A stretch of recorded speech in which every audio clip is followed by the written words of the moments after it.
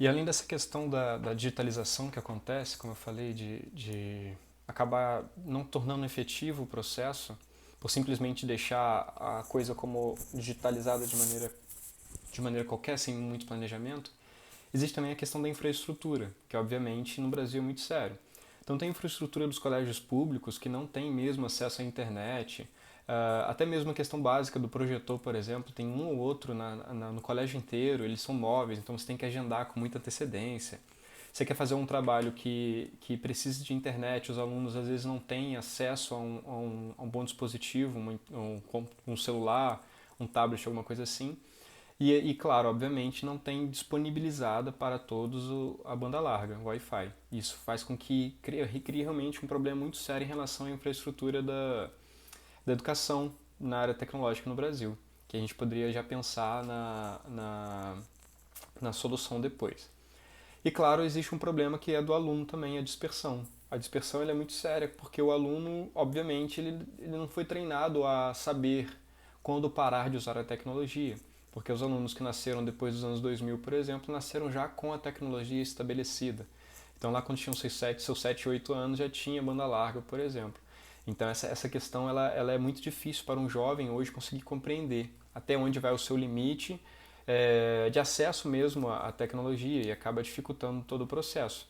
Então a gente pode colocar que a dispersão dos alunos também é um problema. Então os problemas não são somente das escolas, das instituições e os professores. Os alunos também têm sua responsabilidade. Mas obviamente que aí os adultos que precisarão colocar isso em voga para que o aluno consiga saber quando que será o momento de usar ou não, né? Então isso obviamente deve ser trabalhado. E um outro processo também que impede essa relevância de ser notada é a formação dos professores.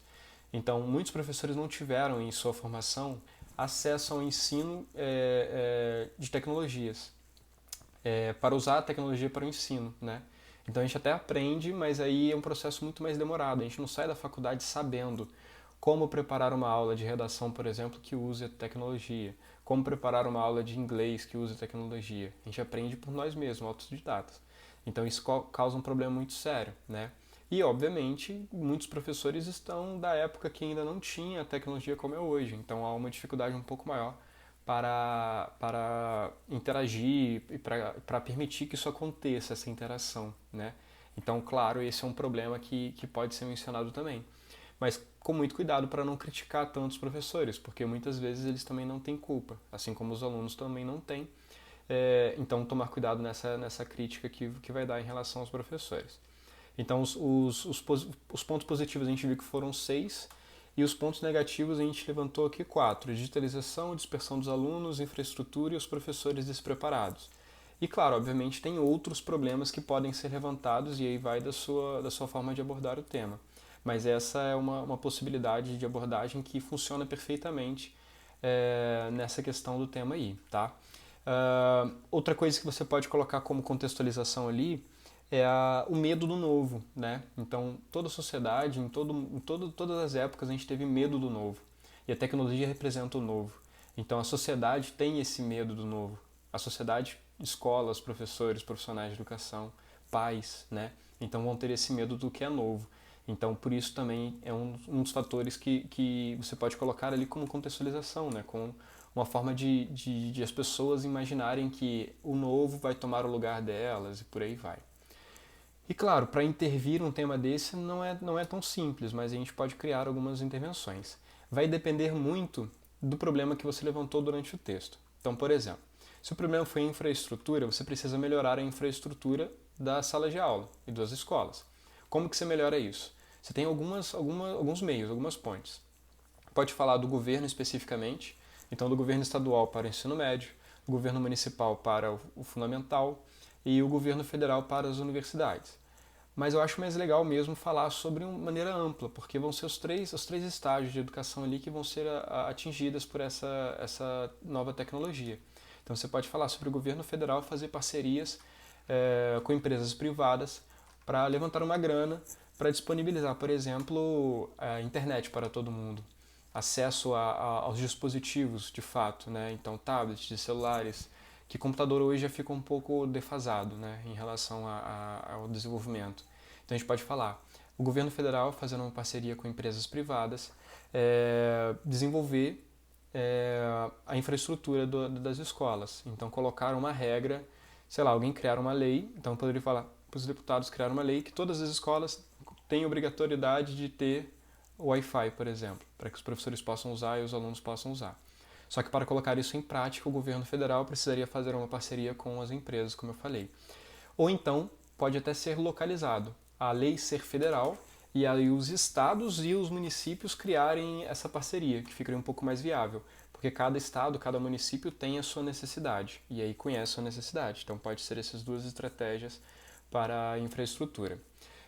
Se você falou sobre a digitalização e os professores, com a formação dos professores, pode falar. Propor a obrigatoriedade da modalidade de ensino voltada para a tecnologia digital na educação na licenciatura. Então, todas as licenciaturas, que são os cursos que formam os professores no Brasil, terem como obrigatoriedade, como uma disciplina, a educação com o uso da tecnologia, e aí isso vai fazer com que eles se formem já sabendo usá-la.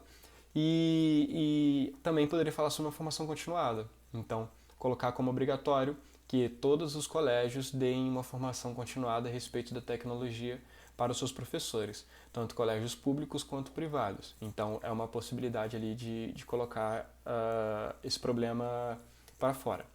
E outra situação, quando a gente fala sobre a dispersão dos alunos, a gente pode falar sobre o ensino mesmo. Então, o colégio deve cuidar, deve gerir como que será feita essa adaptação. Então, não é simplesmente falar, vamos liberar o tablet, vamos liberar o celular.